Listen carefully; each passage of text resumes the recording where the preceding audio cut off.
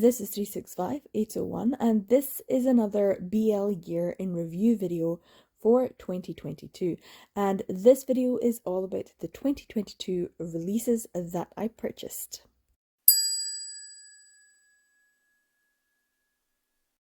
This video is all about buying versus reading, and it's specifically about 2022 releases.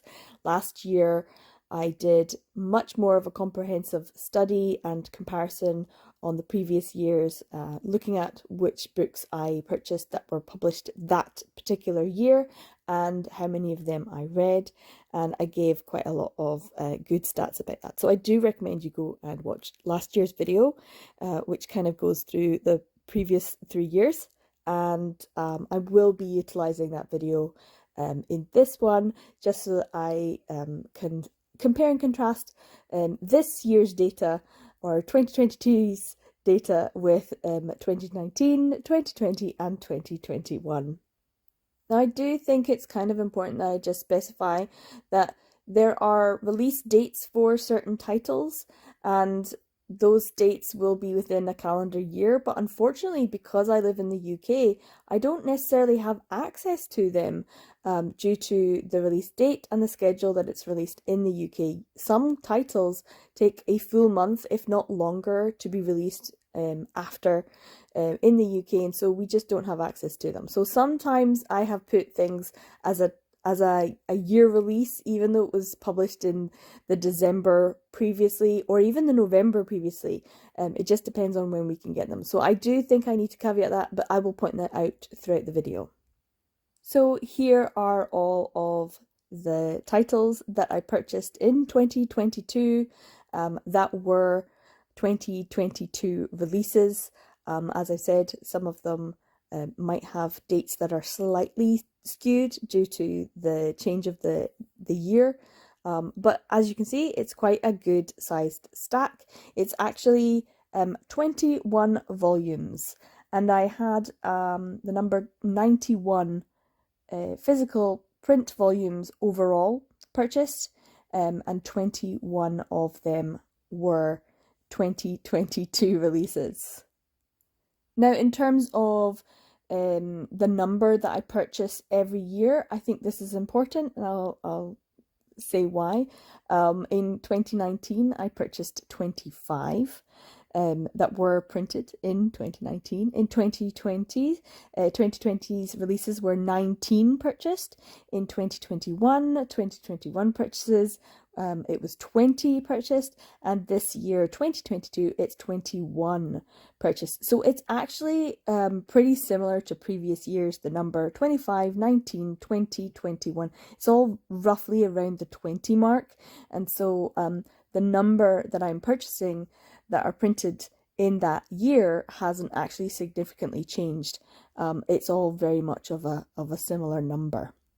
However, when we compare it to the overall number that I've purchased, the percentage is quite different. So in 2019, I purchased 25 out of 172 that were published in 2019. So that's a 14.5% purchase rate. In 2020, I purchased 19 that were published that year, and my percentage rate was 11.5%.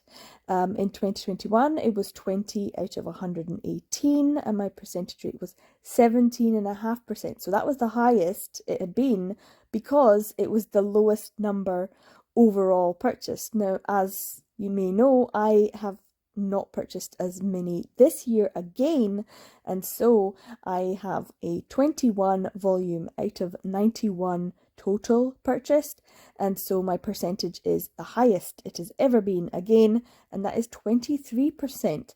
So the reason it is the highest is because my overall purchasing has reduced. So 21 out of 91, and that means it's going to obviously be higher than previous years. Now, as you can see in front of you, there are two piles, and I have arranged them once again, as I did last year, into read and unread, so that I can check if I'm actually reading what I'm purchasing. I have once again placed the read on the left and the unread on the right. Although I have to say that at the time of filming this, I have now read Deadlock, but that will be put down as a 2023 read rather than a 2022 read. And also when it comes to the Twittering Birds, so that's the one that I need to specify. So here you've got Twittering Birds volume, and there was actually another Twittering Birds that was released supposedly in 2022, and that's volume 7, which I now own. But it wasn't available in the UK, and it was still up as a pre-order at the end of December into January. And so that's when I purchased it. It was not available. There was some sort of issue with printing or getting it shipped, that kind of thing. So I know some people may have been able to get volume 7 before 2023, even though it was supposed to be published and it has the published date as November 2022. There was no way for me to be able to get that. So for me, volume 7 is a 2023 purchase and probably going to be a read. And the same with volume 6 when it comes to Twittering Birds. That was something that was pre-ordered. I was expecting it and it did not arrive, and it came, I think it was quite a late one that arrived. So yeah, there was issues with that, but that's to be expected. Now, as you can see, I have a slightly bigger stack on one side, and that is the reds. I have read 12 out of the 21, and many of them are my love mix-up, ones that I've read during 30 and 30s. I will talk about the reasons why I wouldn't have read something, because I do think that's always something that I mention in this video as well. But I can say that the percentage of my read versus unread for 2022 releases is 57%, which isn't actually that much different from previous years. It is slightly lower. In 2019, I had a 60% read rate of my 2019 purchases. In 2020, it was higher at 68%. And then in 2021, it was back down to 60%. So 60% seems to be kind of like the average amount, and mine's 57 this year. So 57% of the purchases that I made that were printed in 2022, I read. Now, last year, I really kind of gave reasons for why certain titles would not have been read. And the first one was that it was probably a November or December purchase. Now, for me, I've been doing hauls quarterly, so it would be an October, November, December purchase. But as it turns out, there are quite a few November, December purchases in the unread pile. The first one being Punch Up, which I did purchase in November and is part of a series. His Favourite, Volume 12, which I also purchased in November and is part of a series. Until I Meet My Husband, which also was in November. I Cannot Reach You, both of those volumes were November purchases. Boys of the Dead was also a November purchase, so I've had quite a few November purchases. There are a couple of other things there. Deadlock, which I got in September, and it is part of a series, and so I was waiting till volume 4 came out, or forever to be able to read it. I wasn't in that mood. Bad Boys Happy Home and Hitorejime My Hero, these are the other reason. They're part of series, and I needed them to either fill the gaps, or they would be just a random volume, and I don't have the rest of the series. So those are the two reasons. They're part of a series, and I don't have specific volumes to be able to read that, or it's a November or December purchase. And I have to say, the majority of these were November purchases, and are also part of series. Now, the other thing that I usually discuss in these videos is how my 2022 releases read compares to my overall purchases read. And that's something that's quite interesting when I look at the percentage and compare and contrast to previous years. In previous years, there have been so many that I haven't read at all. So for example, it's around maybe 22% or 19%, 24%, 10%. There are very few that I read compared to the ones that are released that year. There's always a really good percentage for the ones that are released this year. The amazing thing for this particular year, 2022, is that for this year, overall, I have read 52 out of 91. That's a 57% read rate, which is the exact same as my 2022 releases, 57%. And when I look at my non-2022 releases read, it's 39 out of 70, which is 55%, which is the absolute highest it has ever been, and is also very comparable to overall 2022 releases or overall physical purchases read. It's actually amazing, and I'm very, very happy with it because I've never had that high amount before. So I do have to state this is the first time that this has not followed the trend of the previous 3 years. Every single year previously it was a much higher percentage, somewhere between 60% versus 10 to 20% of overall purchases, whereas this year is the very first time that it has been almost identical, that it didn't matter if it was a 2022 release or a release of that year or anything else that I purchased in this 2020 year.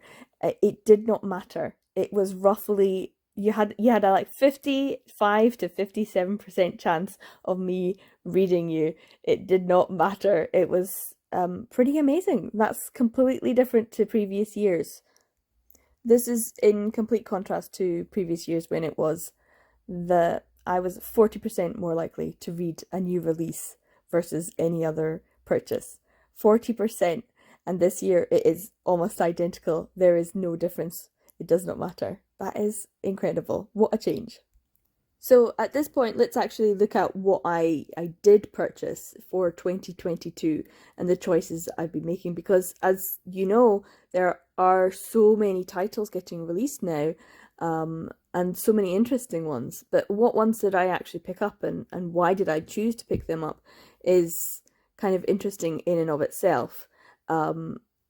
Obviously, as I said, My Love Mix-Up is right there, and I've been keeping up to date with it. Volume 6, I think, I don't know if it's come out in the UK yet at this point, but I've been trying to get them for good prices as well. So even though some of them I pre-ordered because they were great prices, and some of them I waited until I could get them at good prices. And I think if I look at what I have purchased, the majority of them are actually purchases that are $6.99 or less. My Love Mix-Up, My Summer Review, Links, Therapy Game, Restart, My Love Mix-Up, Don't Be Cruel, Yarichin Bitch Club, My Love Mix-Up, World's Greatest First Love, My Love Mix-Up. All of those ones that I read, they were all less than $6.99. That's the only ones at the bottom there that weren't are the June manga ones, which I would be hard pressed to get for less than $6.99, especially because they're pretty new. And I did order them specifically because, as you know, June manga are a little bit less easy to get hold of, and they go out to print a bit quicker. There are a few that I haven't picked up yet, especially ones that came out this year, and I need to get on them and see if I can get it for a good price, and not always can I. So sometimes I just have to bite the bullet and pay the 12, 13, 14 pounds or 17 pounds or whatever it is for the June manga volume. But I was a little bit less inclined to do that later on in the year because these were, I think, March purchases. And on the other side, Punch Up, his favourite, I got them for great deals. One was $6.91, one was less than that. I think I got it for like $3.99 or $4.99, something like that. Until I Meet My Husband, that was a really great deal. I Cannot Reach You, both of those, less than £5. Boys of the Dead, I think, was like £5. Once again, Deadlock, that was one of the June manga titles that I paid a higher price for. But I searched around for the best bargain, and I think I got it from Blackwell's, which would have been less than Amazon were charging, but it's still £12, which is on the higher end. And then I've got Bad Boys Happy Home, that was a bargain, and Hichijima My Hero Volume 11, that was a bargain as well. I think I got that for £4 or £5. So yeah, the reasons why I'm picking them up, unsurprisingly, oh, £6.50. Unsurprisingly, it's because I'm getting a good deal, and they're less than the £6.99, and the majority of them here are ones that I picked up this year solely because I got them for such a good price. So I am still on the lookout for, even if it's a new one, I'm looking out for ones that are cheaper than full price, or that have got more than just a wee 10% off. So yeah, there are plenty of 2022 releases that I would absolutely love to have that I didn't pick up. And I didn't pick up because they're not bargains in my eyes. And there are still ones that are bargains and I can still pick up and I didn't pick up as well. So the choices I'm making are interesting. And the fact that I'm reading certain ones and others, mainly it is because they're part of series. The only one that's there that I could read that I haven't is Boys of the Dead. And the only reason I'm not is because I got it in November and Manga Freakathon had already finished. And that's the reason why I saw it, because Bazaar was holding up and saying this was a really good one, and I saw this for a good price, and I thought that'll be great for next year. So I will read Boys of the Dead in 2023, but I will probably read it in October for a Halloween type read. And that's fine with me. I'm okay with that. So it's the other ones in that pile, and they're all part of series, or Until I Meet My Husband, which I did start in the December, but because it was Christmas time and it was very busy, I didn't get around to it. So I'm going to read that pretty much January, February, which is what happens.